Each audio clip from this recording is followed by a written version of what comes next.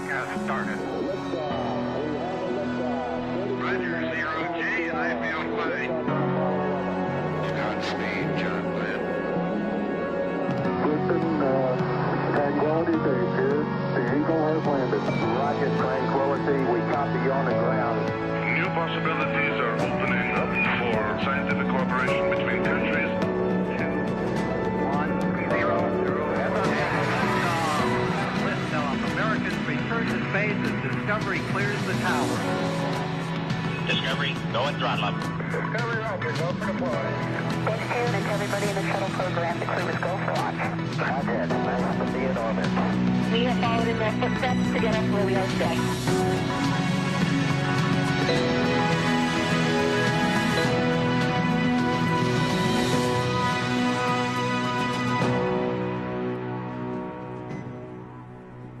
Good afternoon and welcome to NASA's Johnson Space Center for our Crew-9 news conference today. We are joined today here in person with our Crew-9 astronauts Nick Hague, Suni Williams, and Butch Wilmore. We'll be taking questions from here in the room and on our phone bridge, but before we do that, we'll kick it off with some opening remarks from our crew. Nick, go ahead. Thanks, Courtney.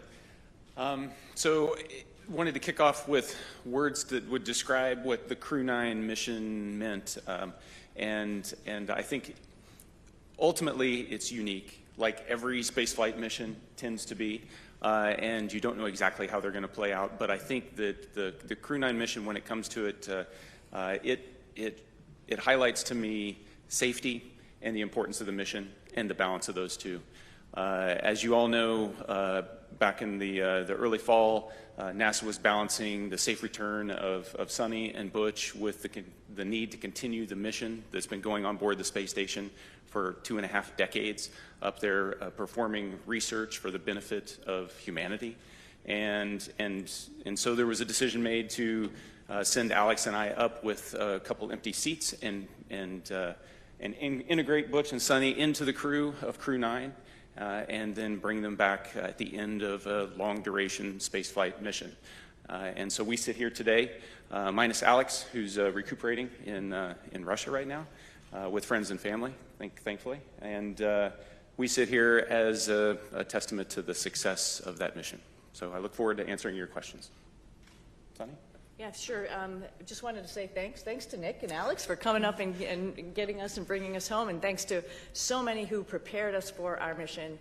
The commercial crew program with NASA and Boeing, as well as SpaceX, really got us ready to go.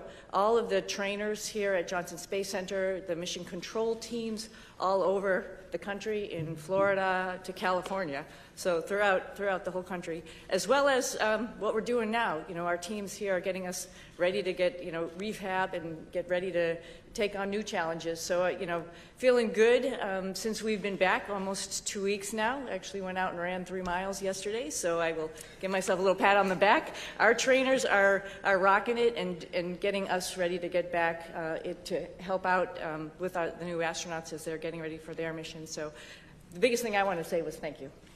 Yeah, thank you, Suni. Let me start off with an analogy, a sports analogy. This very difficult job that we take part in, it's a team sport.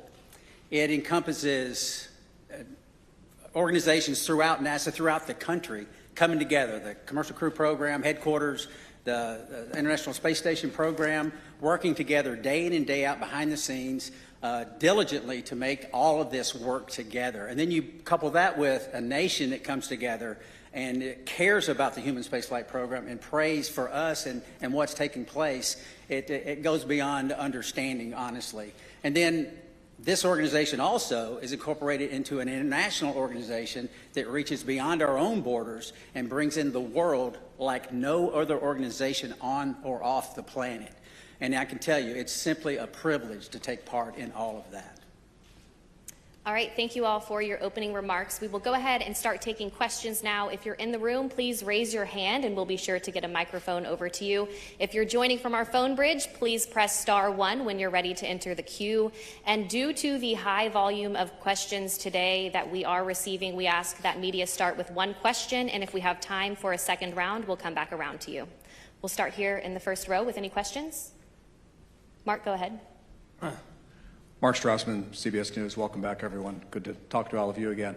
We're meeting in this auditorium for a reason. There are roughly 60 news outlets represented here, another 120 or so on the phone. Butch and Suni, have you been surprised by the continuing and intense interest in your space saga? I would have to say yes, absolutely. You know, it's interesting. We go and launch, and we knew it was a little bit unique, obviously, first time flying on a new spacecraft. So yeah, that was interesting. But you know, then life goes on up there. And I mentioned yesterday, you know, we pivoted and we are International Space Station crew members, and we're doing what all of our other friends in the astronaut office do, is go and work and train and do amazing science experiments up on the International Space Station. So, you know, I think you sort of get maybe a little bit tunnel visioned in what your job is. So, it's, you know, do your job type of thing, right? And so you're not really aware of what else is going on down here. I hate to say that, you know, maybe the world doesn't revolve around us, but we revolve around the world, like something like that. But, you know, I think we were just really focused on what we were doing and trying to be part of the team and making sure we pulled our weight for the team.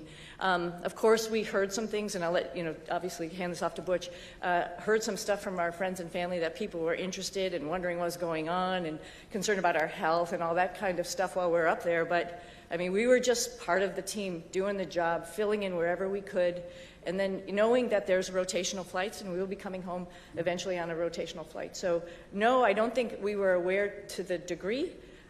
Pretty honored and humbled by the fact of when we came home, like, wow, there are a lot of people who are interested, very thankful, very amazed that we could hopefully be one positive element to bring people together. Yeah, I don't know that there's much I could add to that. Just thankful for a nation that cares, a nation that prays, and a nation that is involved in the processes that are important to all of us. Okay, we'll take our next question here in the room. Tom, go ahead. Hi, Tom Costello with NBC News. Again, welcome back. Nice to see you all. Everybody's been thinking about you and worried about you. And I'm wondering, once you got your feet back on terra firma, what's the first thing both of you wanted to do, and were there any foods you were craving after 9+ months? Go ahead, Sam. Oh, yeah, I wanted to hug my husband and hug my dogs. And I'll say that in that order. But maybe not. No, I'm just joking. But of course, food, you know, something that's just like for home for me, like something that is very, you know, reminds you of home. And my father was a vegetarian, so I had a good grilled cheese sandwich when I got home. So that reminded me of him. Yeah, certainly embracing the family again, but also the opportunity, and I've already said it a couple of times, is just to say thank you to a nation that got involved in all of this. It makes it special, not just for us, but for all, I think our nation as a whole. So thank you. All right, we'll take our next question right here in the front row. Thank you. My question's for Suni. When you first got off the plane in Houston, we saw you hug Zena Cardman, and there was a nice exchange. If you could describe what happened and your gratitude towards the crew members who stepped aside so that you'd have seats coming back. It's a great observation, so thank you very much. Zena's awesome, Stephanie Wilson, awesome. You know, when this whole thing was unraveling, like my heart went out, because it's just sort of like, wow, you're waiting for your space flight, specifically Zena as her first flight. Like, wow, you know, it's a little bit rough to know that you're going to be moved to a different flight. But at the same time, you know, she is an awesome person, an awesome astronaut. She's going to get the opportunity. And, you know, this just wasn't the right flight for her to be on at that moment in time. And so I just gave her a big, huge hug. I told her that I used her Crew-9 shirt when we were up there for a photo op, but I packed it back up real nicely and put it in her stuff. And, you know, little joking aside, I just wanted to really tell her thank you for taking one for the team. And that's what our office is about. But she needed to have that acknowledgement. Okay, we'll take one more question here in the room, and then we'll head to our phone bridge. Hi, this question is for Sunita. I'm Jeff Saperstone, by the way, from NBC in Boston. A lot of people in your hometown in Needham, they've been watching this bit by bit, every moment. Yeah, everybody at the elementary school, there was a big watch party for you when you came home. What's your message to them? They've been so anxiously awaiting for you to return. Oh, well, I'm back.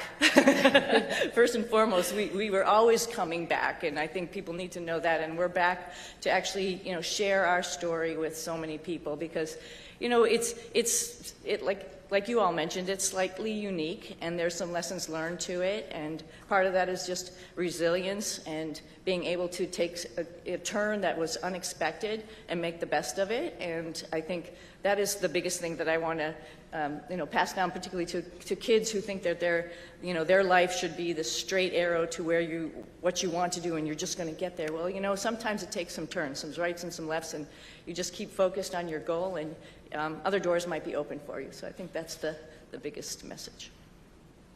All right, we'll head to our phone bridge. Our first question there is from Marcia Dunn with the Associated Press. Welcome back, everybody. Butch, this question is for you. Where do you lay the blame for your Starliner test flight? Clearly, Starliner was not ready to fly when it did. Whom do you hold responsible for everything that happened? Thanks. That is a question that I cannot answer in a couple of comments, but I'll start with me. There were some issues, of course, that happened with Starliner. There were some issues, of course, that happened that prevented us from returning on Starliner. And I'll start with me. There were questions that I, as the commander of the spacecraft, that I should have asked, and I did not. At the time, I didn't know I needed to. And maybe you could call that hindsight, but I'll start and point the finger and I'll blame me. I could have asked some questions, and the answers to those questions could have turned the tide. So blame, that's a term, I don't like that term, but certainly there's responsibility throughout all the programs, and certainly you can start with me. Responsibility with Boeing, yes. Responsibility with NASA, yes. All the way up and down the chain. We all are responsible. We all own this. And we are, in this business, trust, you cannot do this business without trust. You have to have ultimate trust. And for someone to step forward and these different organizations say, hey, I'm culpable for part of that issue, that goes a long way to maintaining trust. So we're not going to look back and say this happened or that happened and that person or that issue or that entity's to blame. We're going to look forward and say, what are we going to use our lessons learned from this whole process and make sure that we are successful in the future. This is a tough business. The analogy about it, it's always a curvy road. It's never straight in this business. And minimizing those curves and being systems and processes in effect to prevent some of these curves is what we have to do as we leave low Earth orbit and go beyond to the moon and beyond that. So we're going to look forward, and that's the focus. All right, our next question on the phone bridge is from Anthony with Spectrum News. Hello, welcome back, everyone. It's nice seeing everyone return healthy and safe. I have a question for both you, Suni, and Butch. Given an opportunity, would you guys go up on Starliner again? Yes, because we're going to rectify all the issues that we encountered. Yeah. We're going to fix them. We're going to make it work. Boeing's completely committed. NASA is completely committed, and with that, I get on in a heartbeat. Yeah, I would agree. The spacecraft is really capable. There were a couple things that need to be fixed, like Butch mentioned, and folks are actively working on that. But it is a great spacecraft, and it has a lot of capability that other spacecraft don't have. And to see that thing successful and to be part of that program is an honor. Our next question is from Jackie with the Times of London. Yes, hello, and welcome back to Earth. I wondered about the stuck, stranded maroons narrative, and to what extent were you aware of that narrative playing out around that down here, and has that been frustrating for you to have to address? Thank you. I'm sorry, that was a little garbled. Oh, the stuck maroon narrative. We heard about that. Yeah, we heard about that. Somebody mentioned that. We've said this before. We had a plan, right? The plan went way off for what we had planned, but because we're in human spaceflight, we prepare for any number of contingencies because this is a curvy road. You never know where it's going to go. We prepare for this. So we, as Suni used the term, and it's a great term, we pivoted to all that training we did that we didn't think we needed to do, and a lot of people didn't think we needed to do, but we did it anyway, as we pivoted to this other preparation, and that is what makes human spaceflight, your human spaceflight program, special. It is hard, like I said, and preparing for any number of contingencies is what we do. It happened to be me and Suni involved in this, but it could have been any one of the astronauts. There's 40 or so of us eligible for assignment. It would have been any one of us that would have been in the same situation, or could have been in the same situation, and would have done the exact same thing that we did, because they would have gone prepared just like we did. Yeah, and one addition to that, this is a lot bigger than, Butch and myself, like we've talked about already. This is the International Space Station program, and there's a lot of, wheels that are turning and wickets that we have to go through to get people up to the International Space Station to do all of the amazing science that we're doing up there. We recognize that, we know that, just like anybody else in the astronaut office, and we came, as Butch has mentioned before, prepared. And we were ready to do that pivot and be part of that bigger thing that's not just about us. Knowing that everybody on the ground, there's a huge team of people, like I quickly mentioned in my quick thank you, but there's a huge group of people who are looking at the whole program and understanding how and what was the best time and way to get us back home. We knew that, and we were ready to wait until that decision was made, and that was fine. And I'll also add that we're grateful for people that, I don't think they were looking just at us when they make recommendations. We can do this, we can do that. They're looking what's best for the human spaceflight program, for our nation's goals. They're not looking just about Suni and Butch. And we appreciate those entities that do that and reach out and say, hey, we can do this, we can do that, we can do that. And NASA says, hey, we got a plan, we came prepared, here's what our plan is, and we think this is the best plan because it doesn't disrupt the flow of how these missions lay out. So, and that's the one we went with.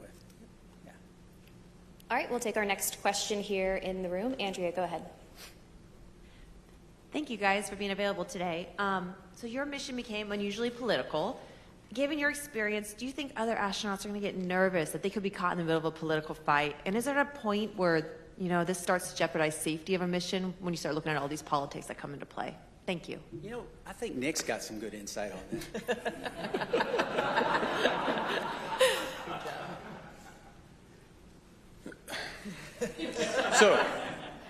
So the way I'd like to answer that is that when we're up there operating in space, you don't feel the politics, you don't feel any of that. It's focused strictly on mission. And if I step back a little bit to the question before, Butch and Suni talk up here, they make it sound like, everybody figured out what they could do with us. The reality is they are highly skilled, very technically competent, and it took everything I had on every day to keep up with them as they're moving along. So they were more than just gap fillers on the station. They were productive, pushing the station mission forward. And Suni was the station commander, so she was calling the shots. So you get in that environment, that operational environment, the politics, they don't make it up there. We are working as a part of an international team that spans the globe and works with half a dozen mission control centers spread around the globe that are talking in multiple languages, and we just figure out how to make it happen. And that's the magic of human spaceflight, is that we can focus on something so positive that pulls people together, and we've been doing that for a long time. All right, we'll take our next question here in the room. Thank you. Hi, I'm Jay Wan with KPRC, the NBC affiliate in Houston. This question is for Butch. I actually stopped by your church right before I came here, and I heard that you were still attending your church services from space. Right. Can you tell me a bit about why that was important for you to do? Well, goodness, the Word of God continually infilling me. I need it. My pastors are the finest pastors on or off, in this case, the planet. And to tie in and to worship with my church family was vital. I mean, it's part of what makes me go. And not only that, I also tied into Grace Baptist Church in Mount Juliet, Tennessee. A buddy of mine is an elder there and a pastor there, and I would watch their service as well every single week. And it was invigorating. It was part of what I need as a believer in Jesus Christ, to continue that focus. It assisted me day in and day out, because I need that fellowship, even though it's fellowship from afar. And it's not like being fellowship up close, but still I need it. So yeah, thank you for that. Okay, we'll head back to our phone bridge. Next up is Ryan with NASAspaceflight.com. Hi, thank you. For the whole crew, of course, this narrative that's being pushed out has made your mission probably the most popular NASA mission to the general public for as long as I can remember, probably since the retirement of the shuttle. But for the whole crew, do you think this extra attention has been a net positive or a net negative for the agency's sort of popularity and the spaceflight industry as a whole? Thank you. I'll start with this one. Yeah. It's, again, an honor that actually people are paying attention. And I'm very thankful that people are paying attention. And, sometimes good news, bad news, it's just news, and it's good for space exploration, and that's what we're all about. Our mission, of course, building and working on the International Space Station was just awesome, and we all had the opportunity to do that. But we also have bigger goals of exploring our solar system, going back to the moon, going on to Mars. And to get people understanding that it is hard, it is difficult, and what we do up there is really awesome. And I think at least that we had a little bit of that came with the interest in this mission. And if we can perpetuate that and tell people a little bit more and have the opportunity, the forum to do that, I'm very thankful for that. All right, our next question is from Nicole with the Canadian Broadcasting Corporation. Hi there. Could you perhaps talk about how difficult it was being away from your friends and family, particularly since you hadn't prepared for that?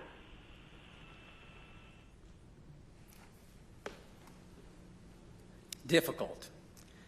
Yes, I would say it was difficult. It wasn't in the preparation, but in my family, we talk about these possibilities. We discussed all of this. We never said we were going to be gone for 9 months, but it turned out that way. But the discussions we had, and it's not just discussions prior to the mission launch, this is the way we've trained our daughters from the time they were born, because their dad isn't a unique occupation, right? This is not the norm leaving the planet. And they understand that. And they, again, use that term, pivoted and got on board, understanding that this is part of what families and these type of businesses do. And it's not just in human spaceflight. This is military, armed forces, police forces, all across all different types of occupations that are involved in the possibility of extended stays away. And we're not unique in that. And so they understand that. They have friends that have parents in other areas where they've been involved in similar type situations, and all of that came together. And the Lord's help, we persevered, and they persevered, and I can tell you, I am very proud of them. We'll take another question on our phone bridge and then head back into the room. Our next question is from Tom with Sky News London. Hello, thanks for taking my question. Congratulations on your extended mission and your safe return. Although the political situation around this is bringing a lot of attention to space and to the International Space Station, some of the statements that were made during your stay up there caused embarrassment to NASA, forced them to make corrections to statements. Now that you're back, did the politics around your stay make a difficult situation worse? I'm not sure I understand. I missed everything except for that last part. Yeah, you came in you were broken up just a little bit. Could you please try to repeat your question one more time? Yeah, I will. Yes. Can you hear me? I was asking whether, although the political wrangling around your extended stay in space brought a lot of attention to human spaceflight, some of the political statements raised caused embarrassment to NASA, forced to make denials about various things that were offered and not offered, and sometimes to your astronaut colleagues. Did the politics around your mission make a difficult situation worse? Yeah, thank you for the question. I talked about how the politics kind of, they don't make it up there when we're trying to make operational decisions. So as the commander of Crew-9, responsible for the safety of this crew and getting them back safely, I can tell you that the entire time up there, I launched with that singular objective of showing up to the station and having to integrate Butch and Suni into a crew with Alex and myself, And then we were planning, from day one to return toward the end of February. That all predicated on the fact that we would have a replacement crew show up and we'd have adequate handover with that crew before we left. That's important to maintain the mission of the International Space Station, to continue pushing research and exploration. And that was never in question the entire time. There were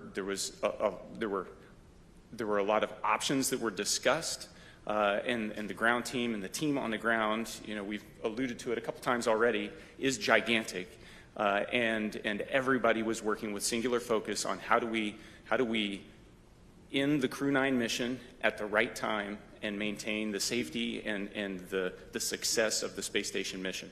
And launching in September, given all the unique dynamics surrounding this mission, and coming back originally targeting the end of February and hitting the middle of March, that's pretty much on target if you look at the track record of human spaceflight.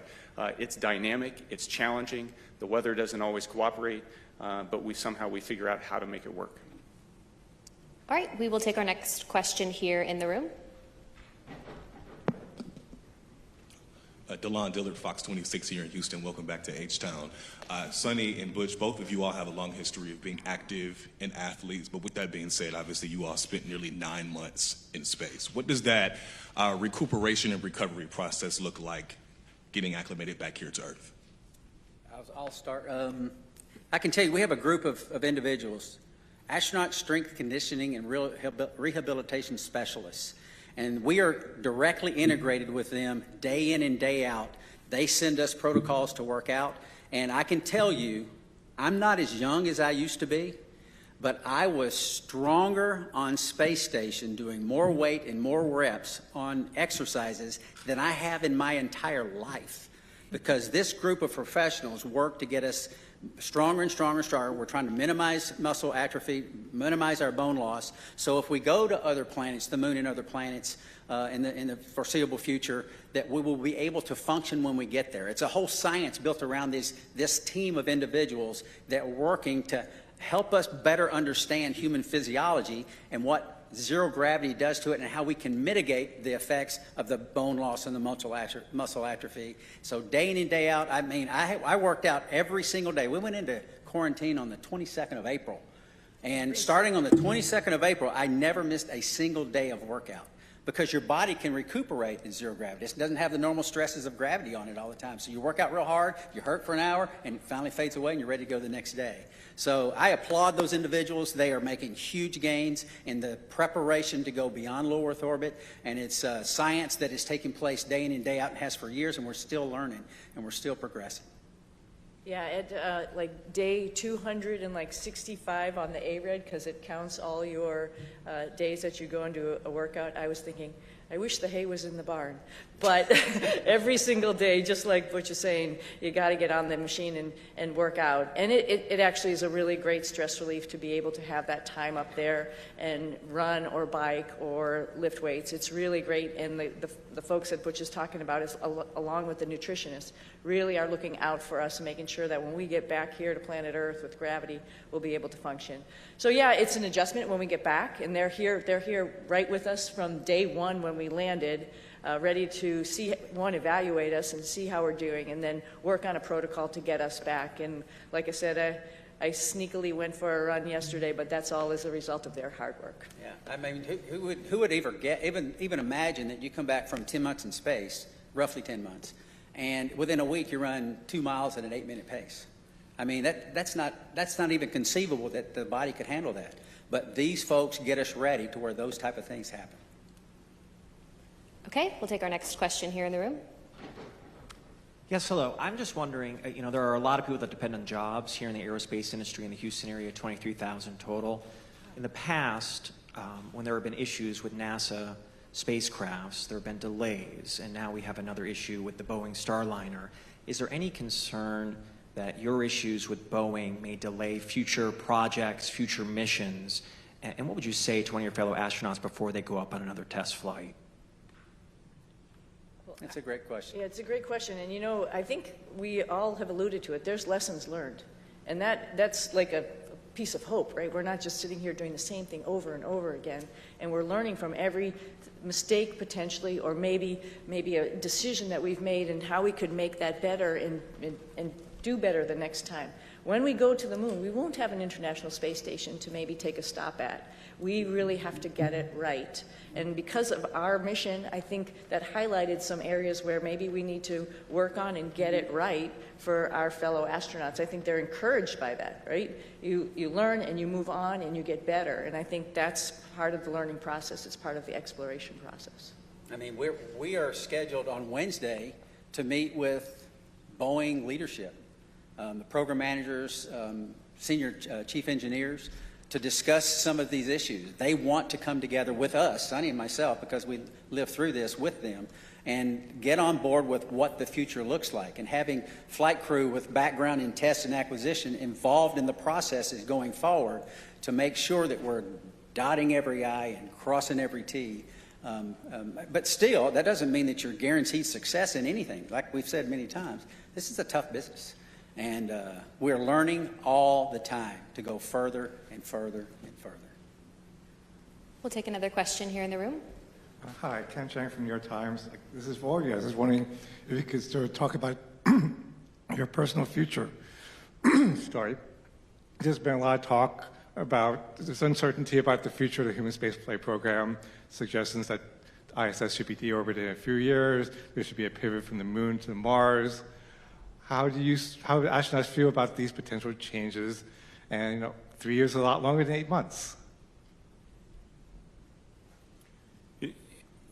So we've each been able to do multiple missions to the space station.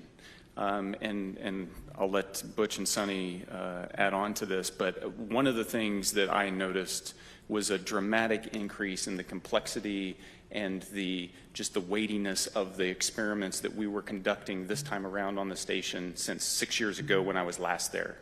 And it just gives you this sense that we are in the golden age of the space station right now in terms of the return on investment and what we're able to do there. And it's not just focused on return to benefit the Earth. It's also focused on enabling all those things that we're going to need as we go to the moon and on to Mars. And so I am really optimistic when I think about the future of human spaceflight. Yeah, I would add on to, it was over a decade since I've been up there last, and I was pretty excited about what was going on. There was a lot going on when we first got there. It was an honor to be working with Crew-9 and seeing all that they were doing and just trying to help them with their stuff, and then being prime, moving up to the prime spots for Crew-9 and Expedition 72 as we took on a lot of experiments ourselves as well as spacewalks. And what the space station is doing to help us in exploration is really encouraging, and it's exciting. And I'm a little envious of the future astronauts. The guys who are coming behind us, they're going to have so many wonderful opportunities to do the same as us, add to that exploration, add to trying to find the answers to the next questions. It's going to be an exciting future. So I'm not worried about aerospace industry. I think there's a lot going on, and it's a great time to be in it. We'll take our next question right here. Hi, Ed Lavandera with CNN. Thanks for taking the time today. When you re-entered the Earth's atmosphere and came back to gravity, can you talk specifically about any kind of weird either sensations or experiences that you've had dealing with that over the last couple of weeks? And more importantly, did you know that you guys had been greeted by dolphins when you splashed out? I can tell you that returning from space to Earth through the atmosphere inside of a 3,000 degree fireball of plasma is weird, regardless of how you look at it. Doesn't matter what type. Yeah, it doesn't matter what type. It's thrilling. It's amazing. I remember thinking about the structure of the capsule and the stresses that it was taking, that was ongoing as the drogues came out, and the whole capsule starts shaking and twisting, and thinking about the stresses taking place and going, "Wow, hope those cables hold." And then the parachutes open up, and then you're like, I've said it many times, there's not a better feeling returning from space than the parachutes open and work. And I didn't have the view in front of me, and thankfully Nick did. He had a view of the camera going out right out the top, and he said, 3 parachutes, 4 good parachutes. And I tell you what, it's a great feeling. And it's exhilarating because this, again, I can't help because it's within me. This is our national focus, national goals. We don't do this because NASA decides to do this or this or this. This is Congress and everything coming together to affect a human spaceflight program with a purpose. And part of that purpose includes bringing those astronauts back to Earth. And it's a thrilling ride like no other that you could imagine. And satisfying. And I had requested dolphins as kind of a joke. Yeah. Somehow, someday, pulled it off.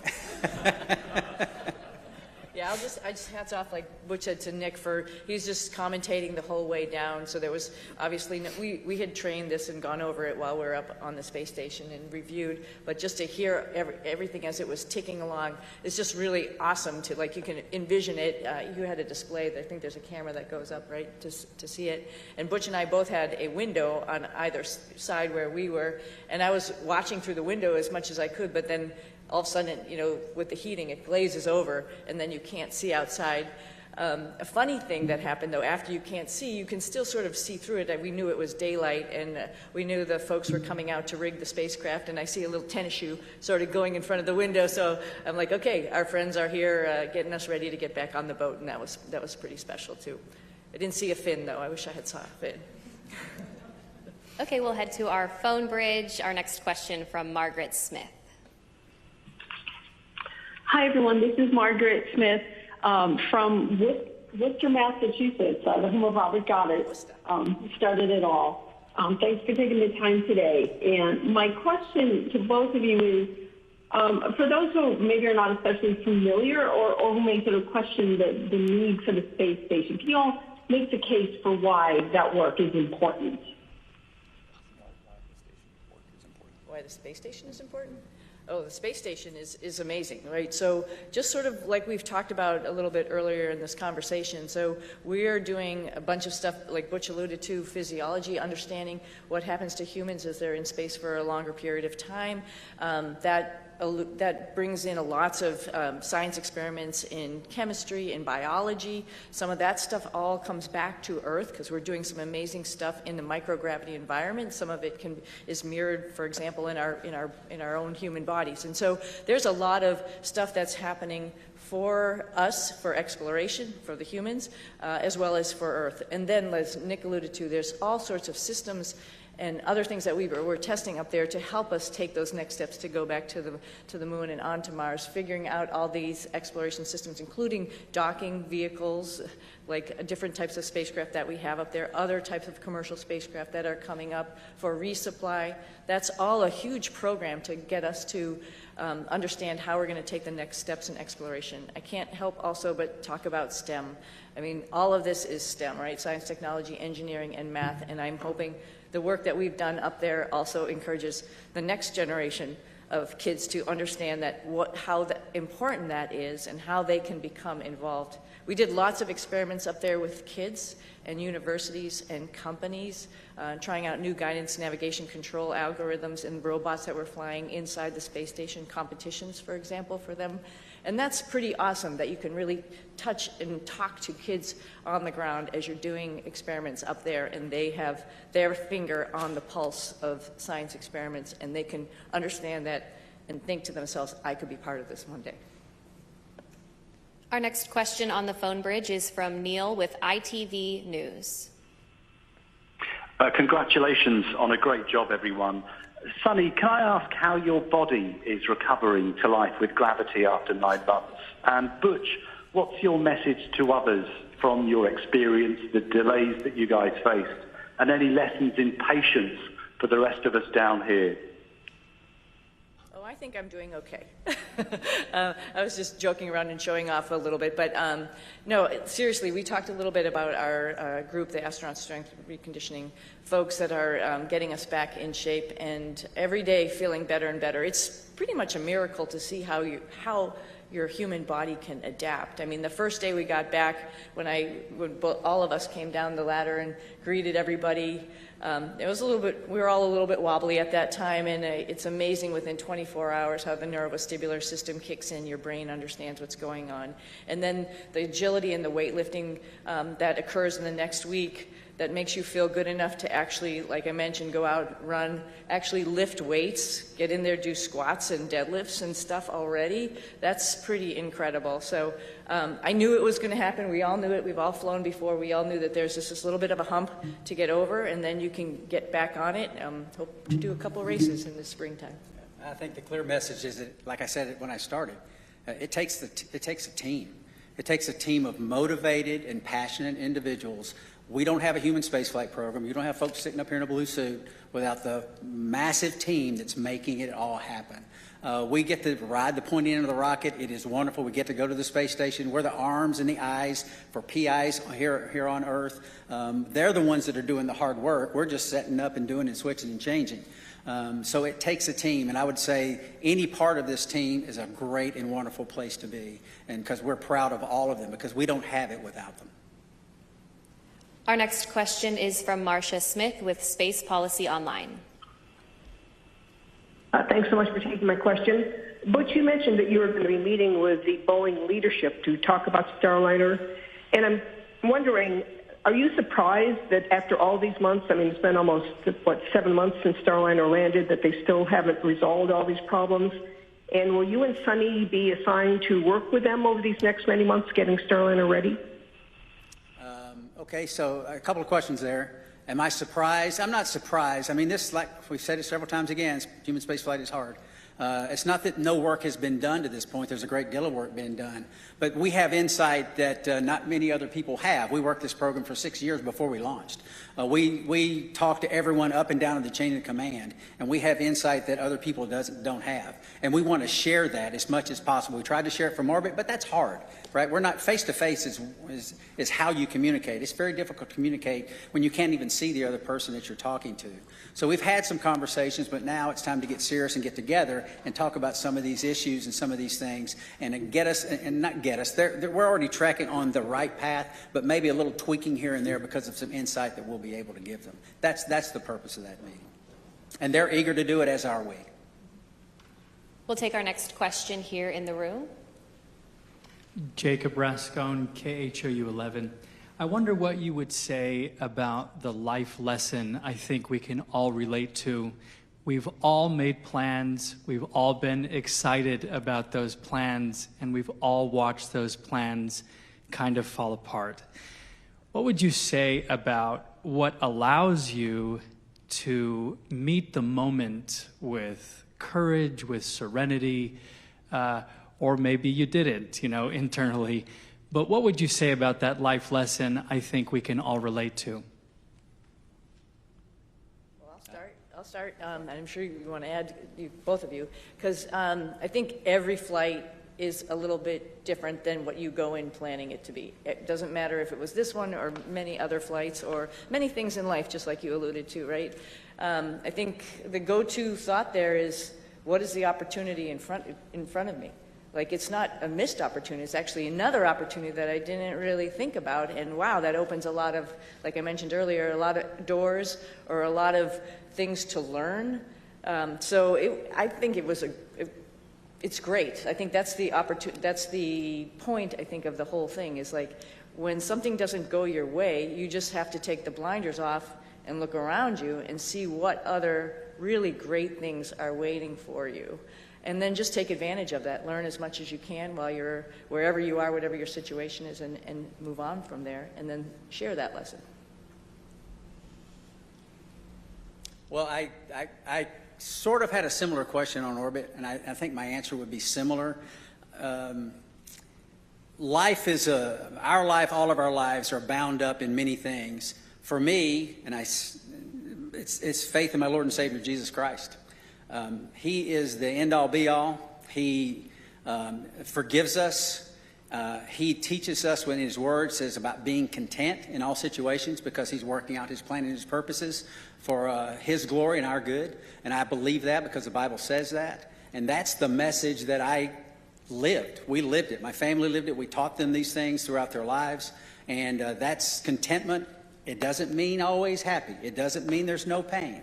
But content and knowing that God's in control, sovereign God's in control, working out His plan and His purpose. And you might say, well, goodness, that wasn't a very good thing. God did that. Well, He's working out his plan and his purpose. I mean, who's lived a life without pain? I mean, no one. That's the nature of existence. Who's lived a life without sorrow? Who's lived a life without challenges? It grows us, we learn from it, and that's the focus that I try to take from it, is what's the Lord trying to show me and what's He teaching me. Because there's so much to learn in life, and there's so much to learn from this evolution. And I think I know my daughters are better off for it, and I'm grateful for that, and I think we are as well. If there's any additional questions here in the room, please be sure to raise your hand and we'll get a microphone over to you. In the meantime, we'll head over to the phone bridge to Josh with space.com.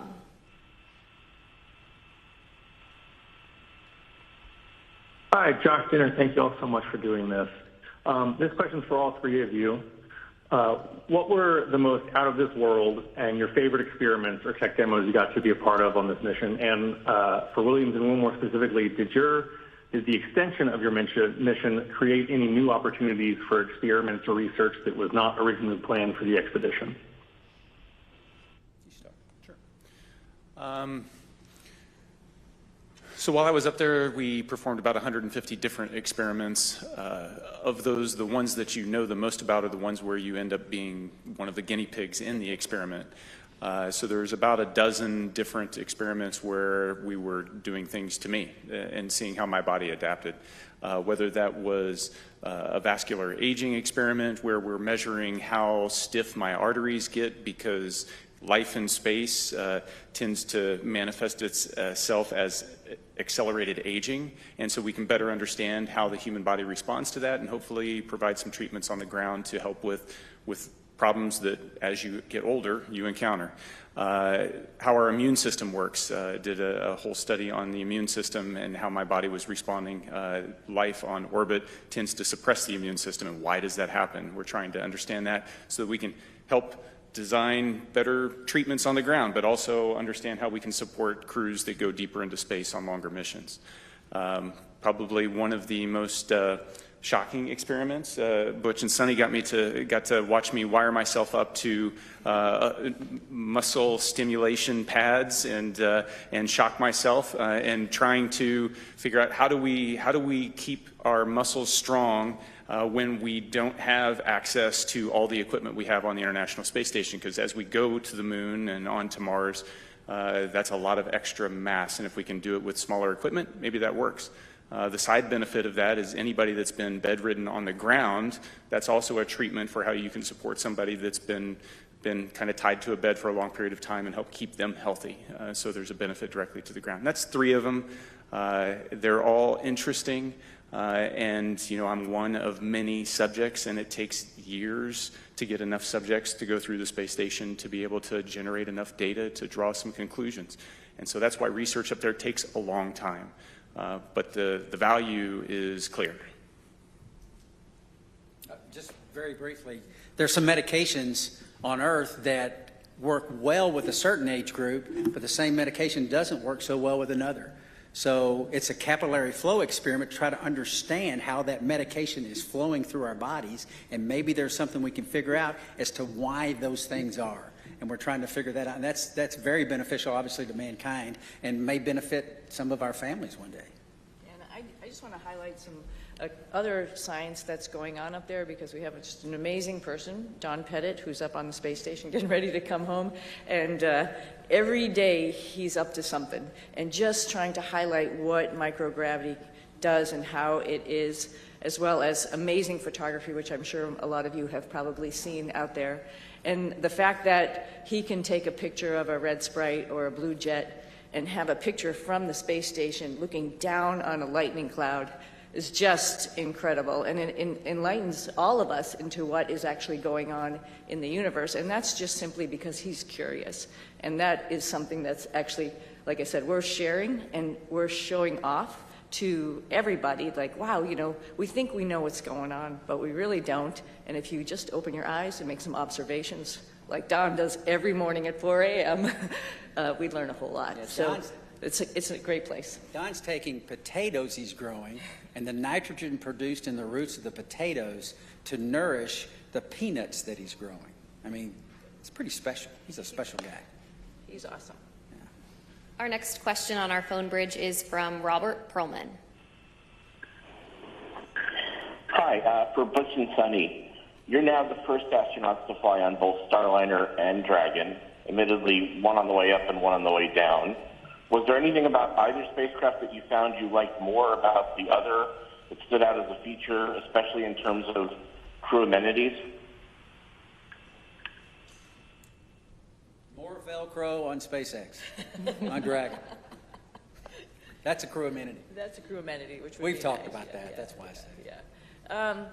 You know, they're both unique and they both have their purpose and made to do the same thing, but I think what's really cool is, you know, give a problem to two different people and see how they solve it. Starliner is a really awesome spacecraft, like Butch had mentioned, with the integration of manual control as well as automation, as well as its vision systems. Dragon is a very comfortable spacecraft that tells you what it's doing, which is very nice versus having to interpret displays as we have done throughout the space programs with, you know, former programs, including shuttle. So they're both different, they're both unique, they both have their place in history. Very honored to have had that opportunity to see both of them up close and personal and ride them both. I don't know if I have a preference, honestly. They're both great for different reasons. Our next question on the phone bridge is from David Curley. Thank you very much. Butch, you mentioned lessons learned. Suni, you mentioned earlier about the ability of the Starliner. When you meet with Boeing, what is the overarching message you'll deliver to the company? We don't have enough time to go into all that. If you understand the spacecraft that we have now, we got Dragon, we have Orion, and we have Starliner. In my opinion, Starliner has the most capability when you think about its ability to maneuver automatically. You think about its ability to maneuver manually in all phases of flight. And then we have a mode, if those modes have failure modes, we have a backup mode where we can go directly from controllers to the reaction control system jets and maneuver the spacecraft. There's no spacecraft that has all of this capability. I mean, I jokingly said a couple of times before we launched that I could literally do a barrel roll over the top of the space station. I would never do that, but you can in this spacecraft. It is very, very capable. If we can figure out a couple of very important primary issues with the thrusters and the helium system, Starliner is ready to go. We have to do some tests, we have to do some integrated tests, we have to bring it all together in a process of qualification that is not going to happen overnight, but it has to take place. And Starliner will be right in line with the number of missions that Dragon and affect what it is designed to do, and that's ferry crews to and from the International Space Station and cargo. And I think that very quickly we can get on that track, and that's part of the discussions that we'll have. Our next question is from Carolyn with Fortune Magazine. Hello, thank you, and welcome home. Can you share maybe any special times or conversations you've had just with family or friends since you've been home? Conversations you've had with family and friends since you've been home? Since we've been home. Well, for me, it's making plans. My family had been making plans while I was gone because we thought we were only going to be gone for about a week and a half, 2 weeks or something. And so there was definitely plans throughout the summer. There's plans throughout the fall. Personally, we have a house up in New England, and my husband's been talking about when we're going to get up there and do a lot of fun stuff up there, and I think that's probably appropriate when it gets hot and humid here in the summer, right? Take a little reprieve up there. So those are mostly the conversations about just like, what's next? What's next on the list? What else do you want to do? Where else in the world would you like to go see? Because when you come back from space, it's really hard to sit where you just are because there were so many amazing places that you saw, like Patagonia, for example. For me, it was like, there's a bigger bucket list that I had when I left, which is unfortunate for my family, but we're all going to, or fortunate for my family, we're all going to be taking some trips. So I think that's mostly the conversations about just being home and enjoying each other's company and going seeing new things. Yeah, I think when you've had this period of recuperation and getting back in the swing of life on Earth.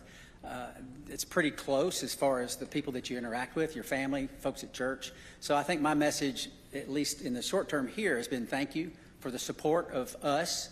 Thank you for the support of my family. But then it goes beyond that to my home state of Tennessee. There's an immense amount of support by my family there and friends there and the whole state, as a matter of fact. Tennessee's a wonderful state. Put in my pitch for Tennessee. But getting up there eventually and relaying the same thank you to them and to, like I said, to a nation that cares and a nation that prayed. And this opportunity right now to say thank you to our nation, our wonderful nation. Our next question on the phone bridge comes from Utarish. Go ahead. Welcome, everyone. My question to Suni is that Indian Space Research Organization, ISRO chief has said that India wishes to utilize your expertise in space exploration. So is there any scope of hope that we can see you working or collaborating with ISRO, that is Indian Space Research Organization, in future? And second part of this question is, while being in ISS and seeing India from space, is there any moment you would like to share? How does India look from space, Tony?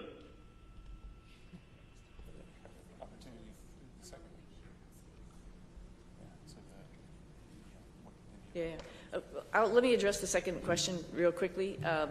India is amazing. Every time we went over the Himalayas, and I'll tell you, Butch got some incredible pictures of the Himalayas. So just amazing. And you can see, like I've described it before, just like this ripple that happened, obviously when the plates collided, and then as it flows down into India, it's many, many colors. I think when you come from the east going into like Gujarat and Mumbai, the fishing fleet that's off the coast there gives you a little bit of a beacon that here we come. And then all throughout India, I think the impression I had was it was just like this network of lights from the bigger cities going down through the smaller cities. Just incredible to look at night as well as during the day, highlighted, of course, by the Himalayas, which was just incredible as a forefront going down into India.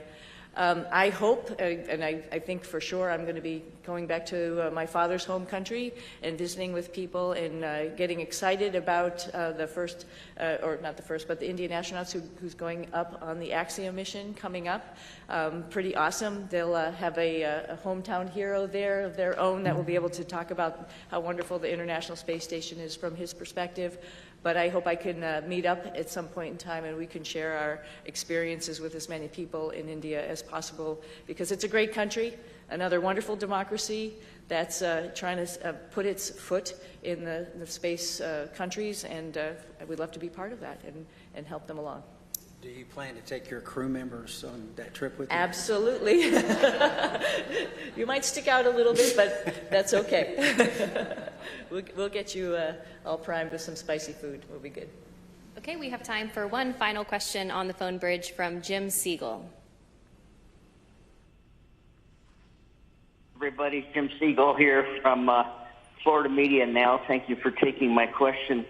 Butch and Sunny, you missed a couple of holidays while you were back up at the International Space Station, Christmas and Thanksgiving. I wondered whether you have done or are planning to do anything special with your family and friends for those holidays. Thank you. I don't think we missed them. Right. I think we celebrated every single one. We actually had a reindeer that we built and rode like a bull. I don't know if you saw those pictures, but we celebrated in style. Trust me. Oh, yeah. And Nick was great because he came up anticipating that we were all going to obviously be there for those holidays. So he was like Santa Claus, had his little bag of goodies for all of us, and it was pretty awesome to have the holidays up there. It's pretty unique, and not many of us get to do that. So it was a lot of fun. But this holiday season will be special, for sure. Absolutely. Yeah. All right, that's all the time we have for today. Thank you for joining in on our news conference today, and thank you for your continued interest in NASA's SpaceX Crew-9 mission. We'll see you next time.